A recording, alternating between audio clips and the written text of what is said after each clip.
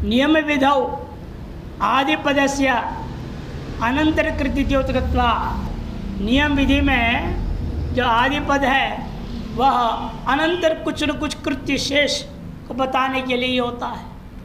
सत्याम अंतर विषय चिंताया, क्योंकि अंतर विषय चिंता बनी यदि रहती है तो इंद्रिय निग्रह से विफलत्वात्, इंद्रिय निग्रह करना विफल हो जाता है। मनस्तु पूर्वमादद्यात् कमीनम इव मत्स्यः इति वचनात् वस्तु दर्शने मनस एव कारणत्वाच्च। इन वचनों के अंदर स्पष्ट है, सबसे पहले मन को निग्रह करना पड़ता है कि वस्तुओं का दर्शन में मूल कारण कौन होता है? मन ही होता है। अतः इंद्रिय नियम अनंतरम एव मनोबुद्धियोरपि निग्रह कर्तव्य। इंद्रिय नियम के अनंतर मन और बुद्धि का निग्रह अवश्य करना चाहिए। एवं कामाधिष्ठान निरोधन कृत्वा, इस पर कामाधिष्ठान का निरोध करके ज्ञान विज्ञान नाशनम, ज्ञानम श्रुतियुक्ति भी, ज्ञान को प्राप्त करना, कैसे ज्ञान प्राप्त किया जाएगा? ज्ञान विज्ञान में पहले ज्ञान की व्याख्या कर रहे हैं। ज्ञानम माने श्रुति और युक्तियों से जो प्राप्त होता है। युक्ति में भी जैसे पर्वते वन्यरस्ती तिवत, परोक्ष को वस्तु निश्चय सर्वम ब्रह्मैवैति, कि ज्ञान शब्द से परोक्ष ज्ञान ही लिया जाएगा, क्योंकि विज्ञान में अपरोक्ष अनुभूति। जैसे पर्वत में वन्य है या आपको परोक्ष ज्ञान होता है, उसी प्रकार सर्वम ब्रह्मैव, ऐसा ब्रह्म के बारे निश्चय करना यह परोक्ष ज्ञान है। और विज्ञान तो विषय व्याप्त वृत्तिजन्यम मानसाग्नि ज्ञानवत इदम एव अहम इति। विषय व्याप्त वृत्तिजन्य, जैसे आप देख रहे हैं मानस आदि में अग्नि और धूम सामने दिख रहा है, अपरोक्ष हो रहा है। उसी प्रकार से यहाँ पर भी अपने अंतरण अपरोक्ष होना चाहिए। अहम ब्रह्मैवैति, इदमेव हम ब्रह्म ही हूँ, मैं ब्रह्म ही हूँ, ऐसा निश्चय हो जाना चाहिए। इसका नाम विज्ञान है। एवं रूपयोर मोक्षैक प्रयोजनयो चंद्र सूर्योरिव, इस प्रकार से मोक्ष एकमात्र प्रयोजन जिसका, ऐसे ज्ञान और विज्ञान इन दोनों को। ज्ञान विज्ञान कैसे हैं? ज्ञान चंद्रमा के समान है और विज्ञान सूर्य के समान है। चंद्र सूर्योरिव अविशेष विशेष स्मरणयो, एक सामान्य और विशेष है। एक चंद्रमा का प्रकाश सामान्य है और सूर्य का विशेष होता है। उसी प्रकार से अविशेष विशेष स्मरण और ज्ञान विज्ञान और नाशनम विध्वंसकम, ऐसे ज्ञान और विज्ञान परोक्ष और अपरोक्ष जो हमारे पास अनुभव है उसको भी नाश करने वाला कौन है? ये कामना है। अतएव स्ववैरिणम पापानम, अपना ये वैरी जो पाप स्वरूप है, पापिष्ठम एनम कामम प्रजि, इस कामना को तुम नाश कर दो। निशेषम विध्वंस इत्यर्थ, पूर्णतया इनको विध्वंस कर दो इत्यर्थ। यद्यपि टिप्पणकार कहते हैं, यद्यपि 3:33 में तीसरे अध्याय के 33वें श्लोक में कहा दिया है तो प्रकृति में यान्ति भूतानि निग्रह किं करिष्यति, और कामना को मारो बोल रहे हो, विरोधी बात हो गई कि नहीं? प्रकृति में यान्ति भूतानि, भूतों को प्रकृति स्वभाव खींच के ले जाता है, निग्रह क्या करोगे? और उधर करेगा पाप को पापात्मक कामना को मार दो, उसे निग्रह करो, विरोधी लग रहा है। इत्युक्ता तथापि इसी तीसरे 7वें श्लोक में कहा था, यदुक्तम कर्मेन्द्रिय सह कर्मयोगम असक्त सविशिष्यते, कर्मेंद्रियों के सहित जो अनासक्त और कर्मयोग करेगा वह विशिष्ट योगी होता है, ये कहा गया था। दोनों ही बातें हैं। अतएव तदेव उपसमृद्धि, और उसको उपसंहार करते हुए करे तस्मादेवम इति भरदर्शवेति संबोधने न सूचयति, ये संबोध सूचित कर रहे हैं। यथा भरतेर अयम शत्रु चक्त, जिस प्रकार भरतवंशियों में देखा गया काम रूपी शत्रु को सभी ने त्यागा हुआ है, तथा तुम भी गुरु, इस तुम भी इसी तरह से जो है इस काम रूपी शत्रु को त्यागो। क्योंकि उनमें भी तत्रापि इन भरतवंशियों में भी तुम तो क्या हो, तुम ऋषभ सर्वश्रेष्ठ हो। इसलिए तत्रापि तुम ऋषभसन किमु वक्तव्याम, ऋषभ होकर के तो कहना ही क्या है, अवश्यम भावी तुम तो काम पर विजय प्राप्त कर सकते हो। प्रजहि ही इत्यत्र प्र और वोहाक त्यागे धातु और लोट मध्यम पुरुषैक वचन रूपम। प्रजहि ही ऐसा रहेगा तो क्या है समझना, ओहाक त्यागे धातु का लोट लगा मध्यम पुरुषैक वचन समझो। अथवा ही को अलग पृथक पदान, ही थी पृथक पदम, हेत्वर्थ हेत्वर्थ में ले लो, तब क्या इतना बचेगा, प्रजहि। ये कहाँ ग्रुप है फिर, तो प्रहन धातु और लोट मध्यम पुरुषैक वचन रूपम। प्रअवसर पर को हन धातु ग्रुप समझो, लोट लगा मध्यम पुरुषैक वचन का। आद्य पक्ष इसे पहला पक्ष में क्या होगा, त्यजर्थ हो जाएगा, इत्यर्थ हो। और द्वितीय पक्ष है मारे, इत्यर्थ, मार दो, खत्म कर दो, ये अर्थ हो जाएगा। तो दोनों अर्थ लिया गया यहाँ पर, कोई त्याग अर्थ ले रहा है, कोई हनन अर्थ ले रहा है। भाष्यकार के अवतरण का इंद्रिया नियादव नियम्य कामम शत्रु चाहिए ही इत्युक्तम। इंद्रियों को सबसे पहले नियमन करो, तत्पश्चात मन बुद्धि का भी नियमन करता हुआ काम रूपी शत्रु पर विनाश कर दो या इसको त्याग दो, ये जो कहा गया इत्युक्तम। तत्र किमाश्रय कामम चाहिए, हम किस पर आश्रित रहे, भाई मारने वाले को भी किसी में आश्रित रहना पड़ेगा ना। आपने कामना कहा है, कामना का आश्रय बता दिया, और मुझे कह रहे तुम मारो कामना को, शत्रु को, इनमें ही कहाँ टिकूं, कि सारे विषयों से मैं अलग हो जाऊंगा तो मैं टिकूंगा कहाँ, मुझे तो कहीं टिकना पड़ेगा मारने के लिए। जब इंद्रियों से, मन से, बुद्धि सब को हमने निग्रह कर दिया, निर्विषक स्थिति में आ गए, तो हम कहाँ टिकेंगे। इसलिए किमाश्रय सन कामम चाहिए, कौन से आश्रय को आश्रित करके मैं कामनाओं को त्यागू या मारू, बताओ, इत्युच्यते। शंकराचार्य अपने अवतरण का दे रहे हैं, ननु कामो दुर्जयो, यद्यपि कामना क्या है, दुर्जय, दुर्जय से जय बलवद आश्रय अपेक्षित है। और दुर्जय का यदि जय होना है, आपको बलवद आश्रय चाहिए, मजबूत आश्रय होना पड़ेगा, ठोस आश्रय। मुमुक्षु कम आश्रित्य कस्य महिमना कामम चेत, मुमुक्ष जो है किसको आश्रय करके, किसके महिमा, कस्य महिमना कामम चेत, किसकी महिमा के सहयोग से जो है काम पर विजय पा सकेगा। इत्याकांक्षायाम रसवर्जम रसोप्यस्य परम दृष्ट्वा निवर्तते इति न्यायेन। रसोपि रसम वर्जम, मैंने बाह्य विषयों का रस को परित्याग करोगे, जो परम जो रस है, कौन है, शुद्ध ब्रह्मात्मा परमानंद स्वरूप, उसको रस सबसे कहा गया, उसको अनुभव करके उसमें टिक करके आप सबको मिटा सकते हो। इति न्यायेन परमात्मानं सर्वांतरम सर्वगम अवगम्य, जो परमात्मा है सर्वांतर है, सर्वव्यापी है, ऐसे जो को अवगम्य, उसे जान करके उसमें टिको, न ब्रह्मनिष्ठ हो जाओ, स्वरूपनिष्ठ हो जाओ, आत्मनिष्ठ होकर के ही तुम कामना को मार सकते हो। तद आश्रयेण न तम कामम जयति बोधयितुम आत्मादिगम प्रकारम बाहो, उस आत्मा को आश्रय करके ही तुम इस कामनाओं को मार सकते हो, जो उसको त्याग सकते हो।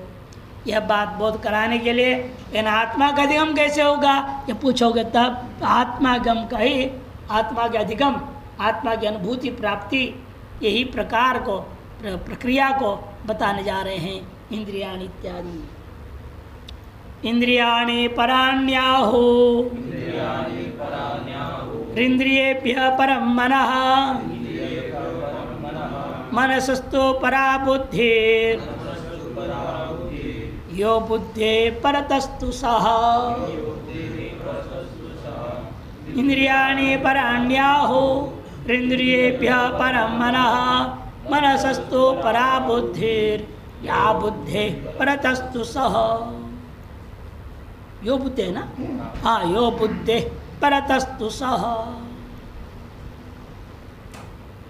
इंद्रियाणि पराण्याहु, बाह्य जगत जो विषय की अपेक्षा से है, इंद्रियां ज़्यादा सूक्ष्म है। बाह्य जगत एकदम स्थूल है, उसकी अपेक्षा से इंद्रियां सूक्ष्म है। इंद्रियों की भी अपेक्षा से परम मनः, मन और ज़्यादा सूक्ष्म, मन से भी ज़्यादा मनसस्तु परा बुद्धि, और जो बुद्धि से पर है वही वह आत्मा है। यो बुद्धे है परतः तः स तु स एव, वह आत्मा ही है। शांकर भाष्य। इंद्रियाणि इति, इंद्रियाणि श्रोत्रादीनि पंच, श्रोत्रादि पंच ज्ञान इंद्रियों को ही लो। देहम, और ये शरीर, स्थूलम एवं बाह्यम परिच्छिन्नम च जगत, इन सब की अपेक्षा से इंद्रियां क्या है? सूक्ष्म है। पंच ज्ञान इंद्रियां आपके स्थूल शरीर एवं बाह्य परिच्छिन्न जगत, इन सब की अपेक्षा से सूक्ष्म है। सौक्ष्म्य आंतरस्थत्व व्यापित्वाद्यपेक्ष्य पराणी प्रकृष्टानि इत्याहो पंडिता, पंडित लोगों का कहना है, ज्ञानियों का कहना है कि ये जो इंद्रियां हैं वह ज़्यादा सूक्ष्म है और भीतर भी है, आंतरस्थत्व हेतु है। तीसरा हेतु क्या है? व्यापित्व, अव्यापक है। कौन? बाह्य जगत, शरीर, ये सब, उसकी अपेक्षा से इंद्रियां ज़्यादा व्यापक है। कारण हमेशा कार्य की अपेक्षा से सूक्ष्म होता है, आंतर होता है और व्यापक होता है। ये तीनों हेतु सर्वत्र घटेगा, सौक्ष्म्यात्, आंतरस्तत्वात् और व्यापित्वात्। अतिनि की अपेक्षा करते हुए पराणी, श्रोत्रादीनि इंद्रिय पंच इंद्रियाणि पराणी, पर है। पराणी का मतलब प्रकृष्टानि, प्रकृष्ट है। इत्याहो पंडिता, तथा इंद्रियेभ्य, इन इंद्रियों से भी ज्यादा परम कौन है? मनः। क्यों? मन क्या है? संकल्प विकल्पात्मकम, वो भी इसे वही तीनों हेतु है। इंद्रियों की अपेक्षा से ज्यादा मन क्या है? सूक्ष्म है, उससे भी भीतर है, उनसे भी व्यापक है। जैसा आपने देखा ही है, अन्नमय कोश से भीतर है प्राणमय, प्राणमय से भीतर मनोमय, मनोमय से भी भीतर विज्ञान में, ये आप देखते हैं 33 परिषद में वर्णन है। तथा मनसस्तु परा बुद्धिर निश्चयात्मिका, और मन से भी ज्यादा सूक्ष्म, अंतरस्थ और व्यापी यदि है तो वो बुद्धि तत्व है जो निश्चयात्मिका है। तथा यह सर्वदृश्येभ्यो बुद्ध्यंतेभ्यो अभ्यंतरो, और जो सकल दृश्यों की अपेक्षा से, सकल दृश्य माने बाह्य जगत से लेकर बुद्धि पर्यंत सारे दृश्य ही हैं, बुद्ध्यंतेभ्यो सर्वदृश्येभ्यो और अभ्यंतर है। यम देहिनम इंद्रियादिभिराश्रय युक्त सन कामो, जिसको देही जो जीवात्मा जो है इंद्रियादि ये आश्रय से युक्त होकर के कामो ज्ञानावरण द्वारेण मोहयति, उस जीवात्मा को ही क्या कर रहा है? इस देह अभिमान करने वाले को इंद्रियादि आश्रय से युक्त होकर के काम देवता इस जीवात्मा के अपने जो स्वरूप ज्ञान है उसको आवरण कर दिया। आवरण करने के द्वारा क्या कर रहा है?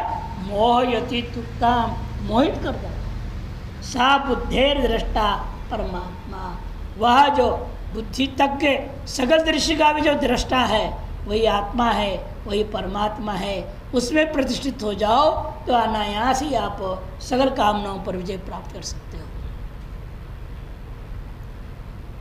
शंकरानंद टीकाकार कहते हैं,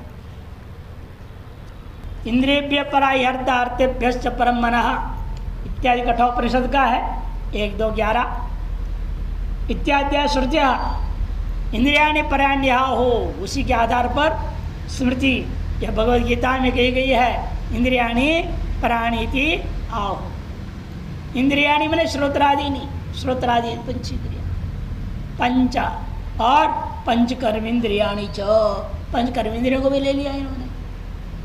इन सब की अपेक्षा से स्वापेक्षा जड़म बाह्यम स्थूलम व्याप्यम कार्यम प्रवर्त्यंच यच्छरीरम यस्मात् प्रकाशकत्व अंतरत्व सूक्ष्मत्व प्रवर्तकत्व व्यापकत्व कारणत्व धर्म ही पराणी उत्कृष्टतराणि आहुर वदंती।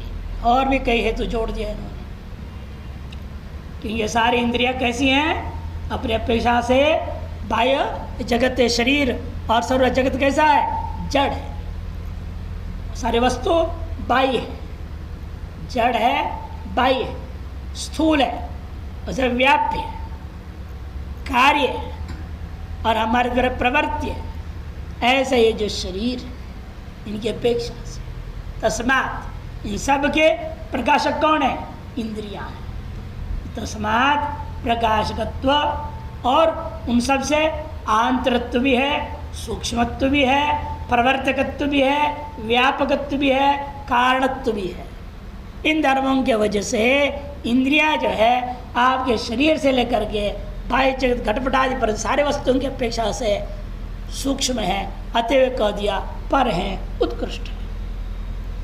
ये न यत् प्रकाशित्य प्रवर्तित्य च तदपेक्ष व्यापकम सूक्ष्म परम भिन्नंच भवति। जिससे ये न यत् प्रकाशित है, जिसको प्रकाशित किया जाता है निश्चित रूपेण वह उनकी अपेक्षा से व्यापक होगा, सूक्ष्म होगा, पर होगा और उन सबसे भिन्न भी होगा। यथा अयसो अपेक्ष्य वन्नी, यहाँ पर जो थोड़ा गलत छपी है, अयसो अपेक्ष्य पामे मात्रा और स को क्ष बनाना, आदिक्ष। वन्नी ही लोहे की अपेक्षा से वन्नी, लोहा क्या होता है, उसको आपने गर्म कर दिया। लोहे की अपेक्षा से वन्नी क्या है, व्यापक है, लोहे का प्रकाशक भी है। अतः लोहा से भिन्न, लोहे से भिन्न है अग्नि जो लोहे का प्रकाशन करता है और लोहे को जलाने में सहयोग देता है। तथा देहम अपेक्षा, सर देह की अपेक्षा से इंद्रियाणी देह धर्म प्रकाशकत्व का नहीं है। देह की अपेक्षा से इंद्रियां भी कैसे हैं कि देह और से धर्मों का प्रकाशक है, प्रवर्तकत्वाच्च और प्रवर्तक भी है। अतएव पराणि भिन्नानि च भवन्ति इत्यर्थः, इंद्रियां शरीर और बाह्य जगत की अपेक्षा से पर भिन्न सूक्ष्म आंतर वगैरह हैं। तथा इंद्रियेभ्यो परः मनः, इंद्रियों की अपेक्षा से मन क्या है, प्रकाशकत्वाय धर्मेणैव, उन्हीं उसी हेतु से प्रकाशकत्व, सूक्ष्मत्व, प्रवर्तकत्व, आंतरत्व, कारणत्व, इन हेतुओं की वजह से ही परम उत्कृष्टम भिन्नंच पर है, अर्थात उत्कृष्ट है और उन इंद्रियों से भिन्न भी है। इंद्रिय धर्माणाम प्रकाशकत्वात्, कि इंद्रिय और इंद्रियों के स्वभाव आदि वाले व्यवहार आदियों को, क्रियाकलापों को प्रकाशन करता है कौन, यह मनः। खलो अंतस्तंच, इतने ही निश्चित रूपेण मन इंद्रियों की अपेक्षा से ज्यादा अंतर है। ऐसा होकर के ही सद इंद्रिया नित्य धर्माश प्रकाशित, इंद्रिया उसके धर्म व्यवहार कर्म क्रियाकलाप सारी चीज को प्रकाशित करता है। तथो मनस तत्परत्म भिन्नत्वंच युक्तम, इसलिए मन में इंद्रियों की अपेक्षा से परत्व, इंद्रिय अपेक्षा से भिन्नत्व कहना उचित है इत्यर्थः। एवं मनसो भी, उस मन का भी प्रकाशकत्वादि धर्मैर बुद्धि परा भवति, प्रकाशत्वादि प्रकाशकत्वादि धर्मों की वजह से बुद्धि कैसी है, मन की अपेक्षा से परा है, उत्कृष्टा है। क्योंकि बुद्धिया खलो, बुद्धिया बुद्धया हो गया, दो को हल बनाना पड़ेगा। बुद्धिया खलो मनस तद्धर्माश्च प्रकाशन्ते, मन और से सारे क्रियाकलाप जो व्यवहार है उसको प्रकाशित किया जाता है और मन को प्रवृत्ति भी कराती है बुद्धि, प्रवर्त्यन्ते च। तथा तत्परत्वं भिन्नत्वं च बुद्धि है सिद्धमेव, इसलिए वह बुद्धि उस मन की अपेक्षा से पर है भिन्न है, उत्कृष्ट है, सूक्ष्मत्व, आंतरत्व, व्यापकत्व, कारणत्व, प्रवर्तकत्व, प्रकाशकत्व धर्म ही सूक्ष्मत्व, आंतरत्व, व्यापकत्व, कारणत्व, प्रवर्तकत्व और प्रकाशकत्व इत्यादि धर्मों के द्वारा यह स्वयं सर्वतोव्याप्य, उससे भी सूक्ष्म कौन है? सब आत्मा, जो स्वयं सर्वतोव्याप्य बुद्धियाज स्थूल पर्यंत, बुद्धि से लेकर के स्थूल बाह्य जगत पर्यंत कार्यकरण संघातम स्वसन्निधि मात्रेण, इस संपूर्ण कार्यकरण संघात को स्वसन्निधि मात्र से प्रवृत्त करा रहा है। चेतन की वजह से प्रवृत्ति है ना, इनमें चेतन की सहयोग के बिना कुछ नहीं होना है। प्रवृत्त कराता हुआ तद्धर्म तत्कर्म तद्गुण तद्विकारांश्च सर्वान अविकारात्मना। देखिए आत्मा कैसा है? उस बुद्धि के जितने भी सकल कार्यकरण संघात के, सकल कार्यकरण संघात के कर्म, उसके धर्म, उसके गुण, उसके विकार, इन सभियों को अविकारात्मा होकर के, स्वयं विकृत न होकर के, अविकारात्मना साक्षात जानाती, साक्षात उन सबको जानता है, उन्हें प्रकाशन करता है। यह जो ऐसा करता है स एव आत्मा, वही आत्मा बुद्धि परतः परः, बुद्धि की अपेक्षा जो सबसे पर है उसकी अपेक्षा से भी पर है। सर्वस्मात् उत्कृष्टतम, सभी से उत्कृष्टतम है और सभी से भिन्नश्च, भ्य बना उसको, भिन्नश्च मिन्नश्च हो गया। नित्यत्वात्, सर्वज्ञत्वात्, सर्वप्रकाशकत्वात्, सर्वसाक्षत्वात्, इसमें थोड़ा हेतु में अंतर हो जाता है कि ये नित्य है, सर्वज्ञ, सर्वप्रकाशक है और सभी का साक्षी है। पुरुषान्न परम किंचित सा काष्ठा सा परागति ही, ऐसे कठोपनिषद में कहा इति श्रवणार्थ। यतएव तथा सर्वस्मात् परम सर्वदृष्टारम, जिसलिए ऐसा है इसलिए सबसे पर सर्वदृष्टा होने के कारण से अतएव देहेंद्रियादिभ्यो भिन्नम, देहेंद्रियादि से भिन्न है और सर्वप्रकाशकम। ऐसे जो आत्मा चिदानंदयिक रसम सन्मात्र चिदानंदयिक रस है, सत्ता मात्र स्वरूप है, परिपूर्णम एतमेव स्वात्मान विजानी तीर्थ, परिपूर्ण है, उस एक अपनी ही आत्मा को सम्यक जानो और उसे प्रतिष्ठित होकर के कामनाओं को मार डालो। टिप्पणी, इंद्रियाणाम चरदाम यदि एकम क्षरति इंद्रियम तेन अस्य क्षरति प्रज्ञा धृते पादादिबोधकम। इंद्रियों के विचरण करने से यदि एक भी इंद्रियां विषय की ओर चले गए तो समझ लो उससे आपकी बुद्धि भ्रष्ट हो जाती है, बुद्धि उस विषय की ओर भाग जाएगी। तेना अस्य प्रज्ञा क्षरति, उसी प्रकार जैसे धृते पादादिबोधकम, आप दोनों पैर से आराम से चल रहे हैं, ऊपर में घड़े में पानी रख करके यदि एक पैर भी थोड़ा सा ऊपर नीचे हो जाए तो पानी क्या होगा? छलक के नीचे गिर जाएगा, नष्ट हो जाएगा। लुढ़की गए तो फिर कहना ही क्या, पूरे घड़ा भी फूट जाएगा, पानी पूरा चला ही जाएगा, सर्वस्वनाश हो जाएगा।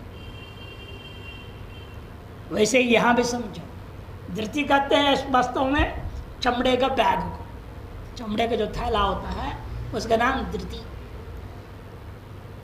धृति से वहाँ पे बनता है, उसमें भी धोंकनी, हवा को मारने के लिए धोंकनी होती है, सब चमड़े के होते थे पहले। धृते है पादादिव, जैसे एक पैर भी इधर उधर हुआ तो धृति से पानी गिर जाएगा। उसी प्रकार से एक भी इंद्रिय थोड़ा सा भी किसी विषय की ओर भाग गया, समझो आपकी पूरी प्रज्ञा ही वहाँ चली जाएगी। मनुस्मृतिकार 2:11 में कहे अतएव सर्वै, यहाँ भी शुद्ध करो, सर्वैर मुमुक्षुभिः, सभी मुमुक्षुओं के द्वारा अवश्य कर्तव्य उपदिशति, अवश्य कर्तव्य क्या है उसका उपदेश दे रहे इंद्रियाणि इत्यादि से। रसोप्य से परम दृष्टा निवर्तता है, इस संपूर्ण संसार का जो रस है वही परात्मा है, उसको देख करके व्यक्ति स्वयं संसार से निवृत्त हो जाता है। इत्युक्तम स्मार्यम, इसी को स्मरण पूर्व में कह चुके हैं, इसको स्मरण कराते हुए परम ज्ञापयति, उस पर तत्व को बोध करा रहे हैं। श्रुत्युक्त क्रमेण ही व श्रुतियुक्त क्रम में से ही बोध करा रहे हैं। श्रुतियुक्त क्या था, यहाँ भी अशुद्ध छपी है, इंद्रियभ्य परम इति, इंद्रियभ्य परा ही अर्थ। स्थूल शब्दादि अपेक्षया, स्थूल शब्दाद्यपेक्षया, यहाँ भी गलत छपी, शब्दाद्यपेक्षया इंद्रियाणि पराणि सूक्ष्मत्वाद आंतरत्वाच्च, सूक्ष्म और भीतर होने से। इंद्रियभ्यश्च परम मन कथम उक्तंच श्रुतो, उसी श्रुति में का मनसा हे उपशति मनसा शृणोति वृदारण्यक में। तस्मात् मन सूक्ष्मतरम, इसलिए मन सूक्ष्मतर है। तस्मात् भी सूक्ष्मतमा, सूक्ष्म सूक्ष्मतर सूक्ष्मतमा है कौन, बुद्धि ही। कदम तस्मात् भाई तस्मात् मनोमयाद अन्यो अंतरात्मा विज्ञानमय कहा गया, विज्ञानमय यहाँ भी गलत छपी है, क्योंकि वह यह जो मनोमय है उसकी अपेक्षा से भीतर, उससे भी सूक्ष्म, उसका भी आधार, उसका भी कारण रूपा दूसरा आत्मा है जिसका नाम है विज्ञानमय। तैत्तिरीयोपनिषद। ततोपि परम, उसे परे कौन है, आत्मैव श्रुति विलक्षित, उसी आत्मा को श्रुति के द्वारा लक्षित किया गया है। इस बुद्धि से भी पर रूपेण सा काष्ठा सा परागति सो अद्वन पारम आपनोति तदुष्टो परमं पदम, वह संसार रूपी मार्ग से पार को प्राप्त कर लेता है जो विष्णु को माने सर्वव्यापक परम पद परमात्मा आत्मा ब्रह्म को जानता है। इत्यादि श्रुति से भी ये बात कहा गया है।